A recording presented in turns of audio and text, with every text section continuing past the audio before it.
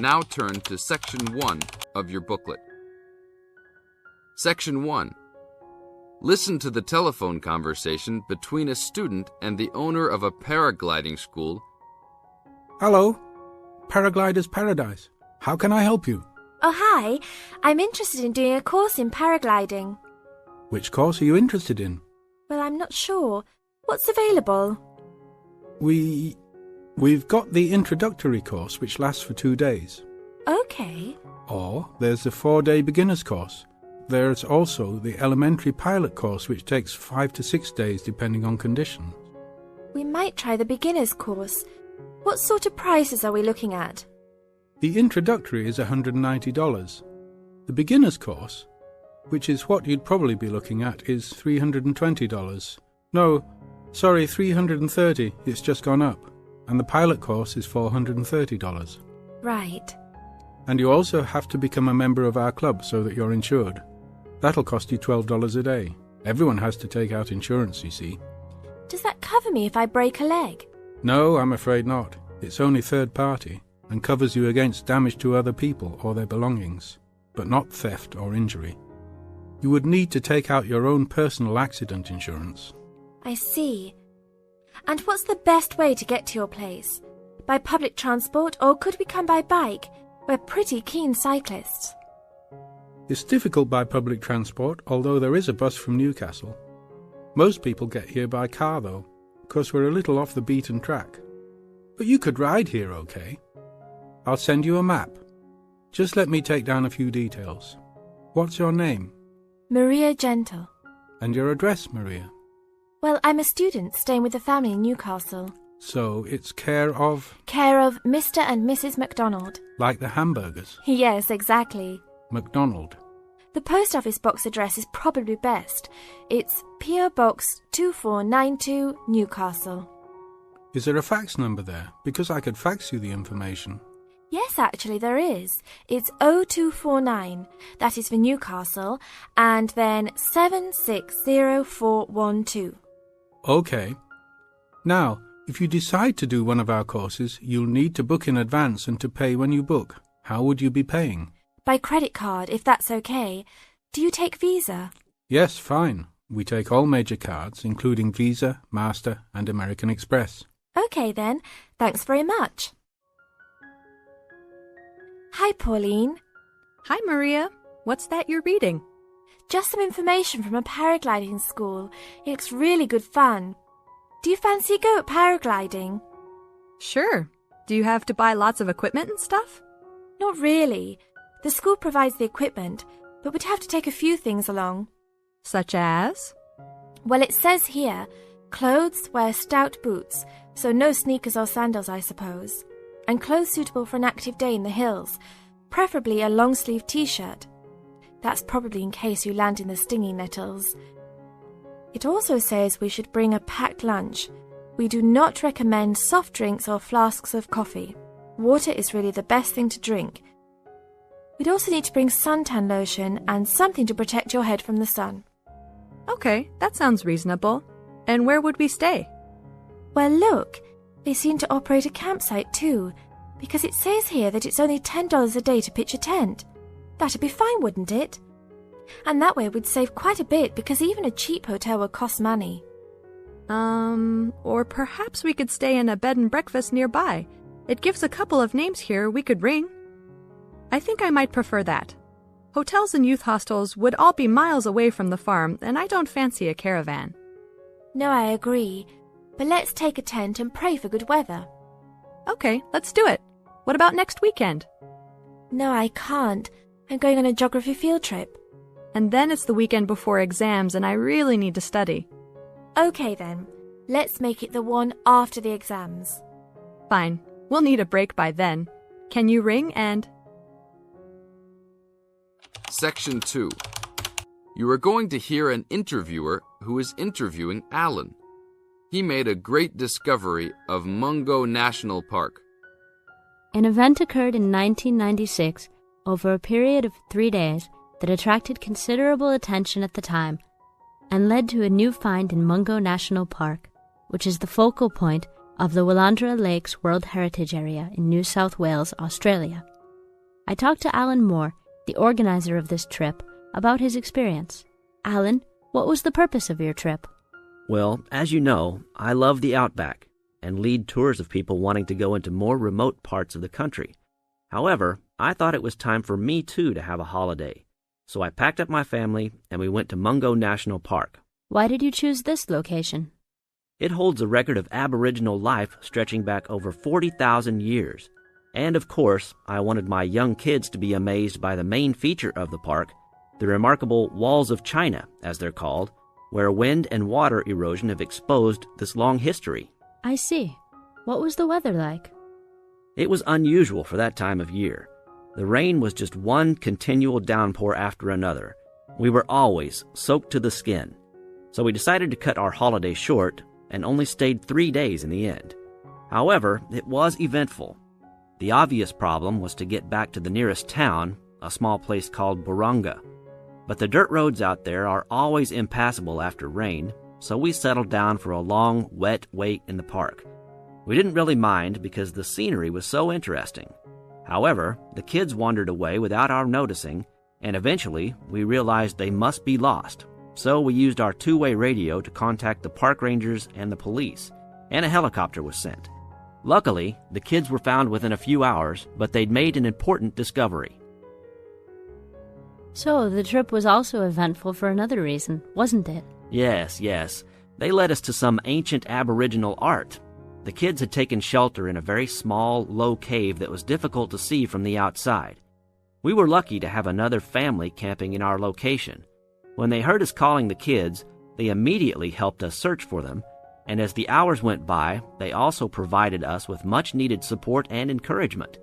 We really appreciated their help, and as we were already soaked through after looking for the kids for a couple of hours, they even made sure we had enough dry clothes to wear. The park ranger managed to get through to us to lead the search, and when the helicopter pilot notified us by two-way radio that he'd seen the children but was unable to land nearby, we were able to eventually find them very excited about what was in their little cave. And what did you think of their cave? Well, after squeezing in, I must say I was impressed, and managed to take a few photos of it before we left. There were many faint markings and dots on the wall. It was difficult to tell what they represented because they were so small, but people from the museum who have since visited there said the markings were similar to some other findings in the area, and later confirmed they were very old. Although it's now a protected site, the children like to call it their cave, and are allowed to visit it when a ranger can go with them. Thank you, Alan. If you go to Mungo National Park, you can see the entrance to the cave and some of Alan's photos at the ranger's station. Alan continues to lead tour groups in the Outback, and if you want further information... Section 3. You are going to hear a conversation between Sally and Ben. They are new college students. Hi, Ben. Sally. How are you? Fine. I wondered if I'd run into you. When did you get here? I only arrived last night, just in time. I prefer to travel on Sundays to miss the working rush. I suppose you arrived in plenty of time. Oh, I've been here for 4 days now, so it must have been Thursday that I arrived. I like to have a good chance to look around and settle in. I should have come earlier too. I'm hoping to get a part-time job. Well, you've no time today, I suppose. Do you still plan to be an architect? Yes, it's what I've always wanted to do. And you were planning to do economics, weren't you? Yes, I was, but now I've decided on psychology instead. How many textbooks do you have to get? I've been given this long list, and I'm sure they'll cost a fortune. See? That looks a lot. It's longer than my list. Well, it's 14 all told. So I might use library copies instead of buying some of them. What about you? I'll probably buy the whole lot of mine because I only have 5 on my list. Although I'm sure there are many more I'll have to read. Luckily we don't have to read them all straight away. Have you got your class timetable yet? It came with the book list. When do your lectures start? Tuesday. That's tomorrow. How about yours? Oh, I've got an extra day. The day after yours start. It's nothing like school, is it? Not so far. And the lectures will certainly be different. Do you have any special approach for keeping up with lectures and the amount we have to read? Well, I usually try to read every word in a book, in case I miss something important. So I suppose I'll try to write down every word of the lecture if I can. Oh, I couldn't do that. I'd get cramp in my fingers, and I wouldn't really hear what was being said. I usually skim a book when I read, and underline key parts, so I guess I'll try to make notes on the main points of the lecture. Have you thought of using a cassette recorder? You mean to record the lecture? Yep. Then you could make really good notes. Is it allowed?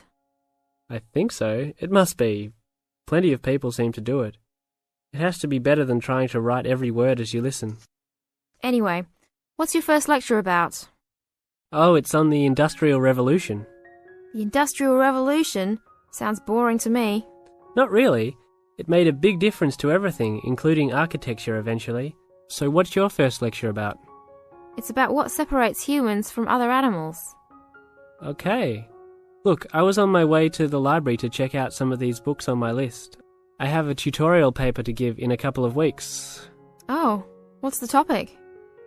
Well, I think our lecturer must have trouble thinking up topics. The topic is, why study architecture? I don't know. It could give you a chance to set out what you want to do. I guess so. Have you been given any tutorials to do yet? Yes. Mine is called Needs for Sleep. Sounds almost as interesting as mine. Section 4. In this section, you are going to hear a talk introducing the courses and entry requirements of the Department of Psychology. Good morning and welcome to the Department of Psychology's Information Day for new and intending students. I'm the head of the department and today we plan to give you a clear idea of the main courses we offer, their entry requirements, duration, and the types of jobs you might obtain after gaining these qualifications. During the course of the day, I hope you will take the opportunity to talk to staff and attend information sessions for particular courses that may interest you. Some of these courses are open to school leavers, but some have particular entry requirements, so it is important to note these. Firstly, the Certificate in Psychology is offered as a 6-month course for those wanting a general introduction to the subject for personal or work-related purposes. There are no specific entry requirements. At undergraduate diploma level, we provide a 1-year diploma in psychology course designed for those already in employment whose work and previous training is not in psychology. There are no particular entry requirements, and students in this course usually take it to help them progress into their careers. For a major in psychology, we offer a 3-year degree course called a Bachelor of Arts, after which students can go on to take other courses if they want to specialise in psychology. The only requirement for this course is the usual undergraduate admission to university. Now, for the more specialised courses in psychology, we offer a master's degree to be taken over 18 months. This can be by research or coursework, but entry to this programme is only through first gaining a degree in psychology. That means you must have a degree majoring in psychology. And lastly, for those wanting clinical qualifications at postgraduate level, we offer a diploma in clinical psychology over a 12-month period, usually called Clinical Psychology Diploma, for short. The minimum entry requirement for this programme is an appropriate honours degree. Now, it's also important that you have some understanding of the types of work these courses can prepare you for, and it's useful to know the relationship between the work you might do after you complete the course and the work of others who have studied different courses in psychology. As I said before, the Certificate in Psychology is for personal interest or possibly for work-related purposes, but doesn't qualify you in any particular way. Our students in this course can range from women who have stopped work to care for their children and the children have now commenced school, to the support staff in a specialised publishing company. They really vary a lot. The undergraduate diploma usually attracts people working in offices such as banks or in some government departments. If you gain a degree with a major in psychology, again, you are not professionally trained, but this could enable you to undertake further training to obtain professional qualifications, Or it might just be part of a first degree that will help you to get a good job that doesn't require particular specialisation at that stage. After completing a master's degree, you would expect to have some specialisation, perhaps in research or on a particular aspect of psychology, such as child development.